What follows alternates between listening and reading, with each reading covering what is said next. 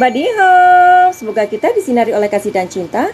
Dan buat kalian yang baru saja kesasar atau terdampar di sini, aku si pembisik kartu. Aku tinggal di Belanda dan di Thailand. Oke, ada permintaan nih dari mungkin beberapa kalian ya. Ini sih sudah berlalu, maksudnya udah berapa hari yang lalu kejadian ini. Dimana ada seorang wanita ya, umurnya 34 tahun, tinggalnya di Solo. Dan wanita ini kerjanya sebagai seorang dosen ya.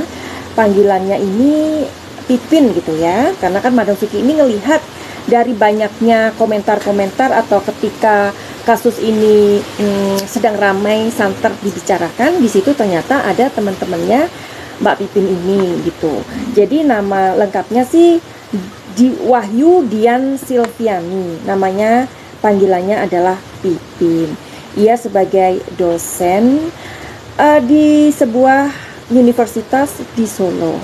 Nah, Mbak Pipin ini meninggal gitu, dan yang menemukannya itu adalah seorang mandor. Nah, mandor ini curiga karena beberapa hari Mbak Pipin ini nggak kelihatan gitu. Kemana ya akhirnya si mandor ini masuk ke rumahnya itu melalui sebuah tandon atau bagaimana ya. Nah, ketika mandor ini menemukan Mbak Pipin ini, Mbak Pipin ini sudah tergeletak, bahkan baunya itu, bau jenazahnya itu udah tidak enak lagi begitu. Kan memang si Mbak Pipin ini sudah beberapa hari ya meninggalnya di dalam rumah, dan polisi mengatakan bahwa tidak ada kerusakan pintu, jendela, dan lain-lain. Nah, ini kan sepertinya ini dilakukan oleh orang dekat atau orang yang mengenal Mbak Pipin ini. Singkat cerita, polisi nggak lebih dari 12 jam pelaku dari pembunuhan seorang dosen di Solo ini ditemukan. Luar biasa ya, nggak lebih dari 12 jam. Wow. Lalu bagaimana dengan kasus Subang ini ya? Karena kan seperti kalian tahu bahwa kita semua juga fokus dengan kasus Subang ini. Sudah 2 tahun tetapi tidak ketemu. Beda dengan Mbak Pipin atau Wahyu Dian Silviani ini, pelakunya ditemukan 12 jam, nggak kurang dari 12 jam. Oke, jadi kemudian pun berkembang ya, apa yang membuat Mbak Pipin ini meninggal. Tapi Madam Suki juga mengucapkan rasa bela sungkawa yang teramat dalam untuk keluarga Mbak Pipin ini ya. Mudah-mudahan Wahyu Dian Silviani ini diterima ya dan dilapangkan kuburnya. Walaupun kematiannya ini sangat disayangkan oleh teman-teman dan ya pastinya juga student ya. Dan menurut teman-teman Mbak Pipin ini adalah orang yang baik, yang ramah, dan pokoknya humble begitu. Dan memang orangnya sih pendiam. Coba kita lihat yuk bagaimanakah karakter dari Mbak Pipin ini atau Wahyu Dian Silviani ini. Karena kematiannya ini sungguh disesalkan, disesali begitu ya. Kita akan melihat kepribadian dari Mbak Pipin ini. Jadi Madam Suki mohon izin ya.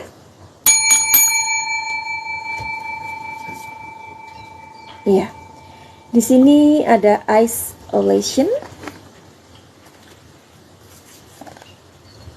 Di sini ada exhaustion, dan di sini ada dementia. Ya. Oke. Menurut teman-temannya bahwa Mbak Pipin ini orangnya sangat peduli gitu ya. Dan di sini memang orangnya seperti itu. Ya, karena di sini orangnya seperti mudah tersentuh, orangnya mudah tersentuh ya. Di sini ada the miser. Miser ini sebenarnya kartu yang bagaimana ya? Kalau ini menuju ke kepribadian seseorang, ya orangnya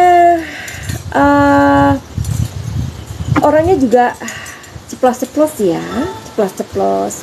Meskipun di sini mengatakan orangnya ini mudah tersentuh, tetapi orangnya juga mudah ketika ada sesuatu yang kurang begitu menyenangkan, orangnya akan mudah untuk mengatakan begitu, ya. Dan di sini ada Exhausen. Oke, sebentar, Madam Suki akan meminta satu kartu lagi. Ya, orangnya itu memang pendiam, tetapi kalau misalkan nggak suka sama seseorang itu langsung dikatakan, gitu ya. Nah, singkat cerita, pelaku ini tertangkap. Pelakunya tak lain adalah seorang yang bekerja di rumahnya. Jadi ini adalah kuli bangunan, ya. Kenapa kuli bangunan ini kok merampas nyawa Mbak Pipin ini? Nah, menurut pengakuannya, dia ini merasa tersinggung karena Mbak Pipin ini mengatakan bahwa ada kata-kata misalkan tolol, gini aja nggak gini aja kok, maksudnya nggak becus kerjanya. Ini Madam Suki mendengar ya dari berbagai media, ya, nggak becus kerjanya, terus udah gitu kayak ngomel-ngomel ya, terus kayak apa ya namanya itu, menggerutu ya, menggerutu. Nah, ternyata kalau kita sambungkan di sini emang ada sinkronisasi, atau misalkan di sini kan orangnya memang pendiam ya, tetapi di sini kalau misalkan nggak suka langsung diomongkan, itu mungkin yang membuat pelaku ini merasa tersinggung. Ayo coba kita make sure di kartu berikutnya. Apakah benar pengakuan dari tukang bangunan tersebut? Karena ini kan orangnya sudah memberikan sebuah pengakuan ya dari tukangnya ini. Aduh, ada dua yang mau keluar di sini, iya ya, kartunya sangat positif. Jadi orang ini tersinggung dengan kata-kata Mbak Pipin ya, karena di sini Madam Suki akan baca. Di sini ada the lovers, artinya bahwa di sini memang kejadiannya seperti itu. Orang ini tersinggung dengan kata-kata Mbak Pipin ini. Di sini ada the tower. The tower ini adalah sebuah ledakan emosi yang nggak bisa dia hindari lagi. Karena kan menurut pengakuan dari pelaku ini mengatakan bahwa iya, sehari atau 2 hari itu saya redam, tapi kemudian saya berpikir bagaimana ya saya ini melampiaskan kemarahan saya. Berarti ini ada faktor terencana, atau pembunuhan ini terencana, bukan spontanitas ya, karena hukumannya pasti berbeda. Di Eight of Swords ini ada apa? Ada sebuah kemarahan ya, ada perasaan, sebenarnya sih pelakunya ini merasa cemas untuk melakukan ya, ada perasaan takut gitu, tetapi karena kemarahannya ini sudah di ujung tanduk, makanya hal itu terjadi.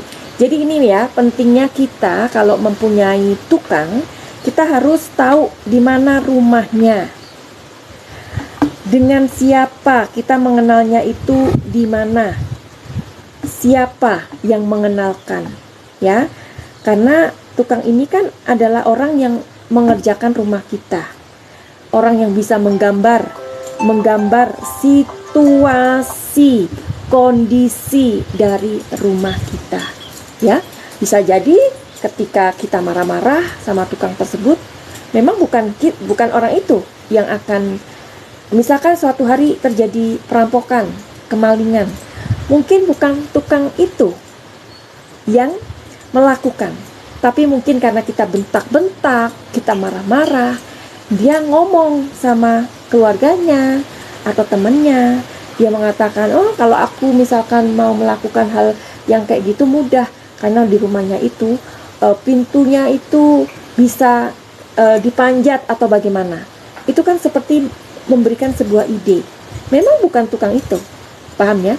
Jadi ini sebuah pelajaran yang terbaik buat kita.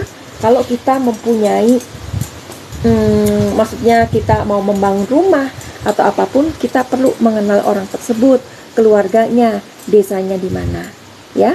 Dan karena kan kalau kita itu, pastilah kalau kita itu sudah membayar, tetapi ternyata pekerjaannya buruk atau tidak baik, pastikan kita berhak ya untuk memberitahu.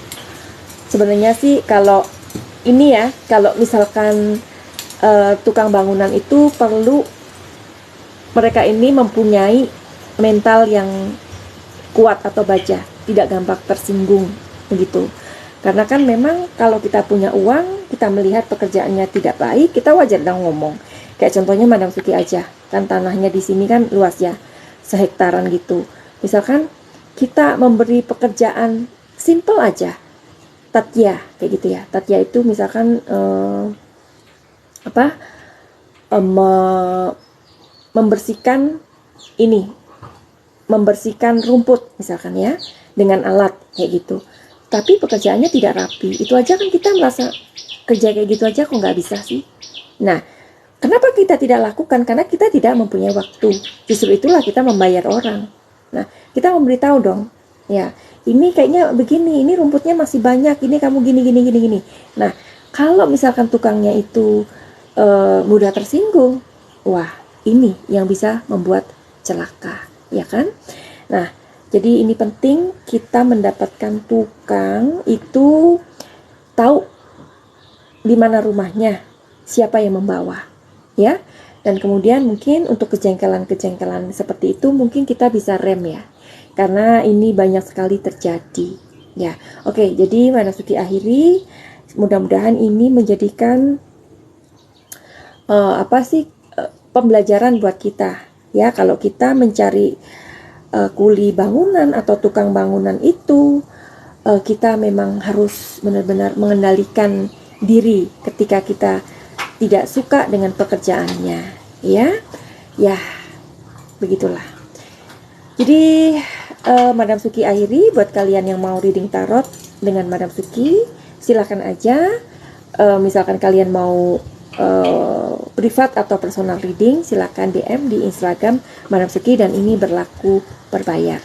Buat kalian yang mau reading tarot tetapi belum mempunyai biaya, silahkan aja tongkrongin di YouTube Madam Suki setiap malam Sabtu pukul 21.00 ada reading tarot gratis. Tetapi syaratnya kalian bantu untuk share 25 video Madam Suki. Dan buat kalian yang mau penyembuhan mental illness, semua gangguan-gangguan di dalam pikiran, mental, ataupun kepribadian, mungkin kalian mempunyai psikosomatis, anxiety, ya kan? Terus trauma, inner child yang terluka, atau mungkin pernah menjadi korban pelecehan, silakan untuk mengikuti penyembuhan di program Paket Cahaya. Program Paket Cahaya ini berlangsung 7 hari dan Madam Suki tidak memakai obat. Banyak klien Madam Suki yang datang ke Madam Suki untuk berobat itu mereka sebelumnya datang ke psikolog, ke dokter, ke psikiater, mungkin belum menemukan belum jodoh begitu. Barangkali ketika kalian nanti datang ke Madam Suki, kita berjodoh. Oke, untuk info selengkapnya untuk reading tarot dan penyembuhan energi, silakan untuk melihat informasinya di website www.madamsuki.com. Untuk jelasnya kalian lihat aja bagaimana menghubungi Madam Suki di nomor teleponnya di komentar ya, kolom komentar. Finally begitu aja, terima kasih sudah bergabung di sini. Nanti kita akan ketemu lagi. Salam sayang dari Madam Suki di Thailand. Salam cahaya. I love you. Bye bye.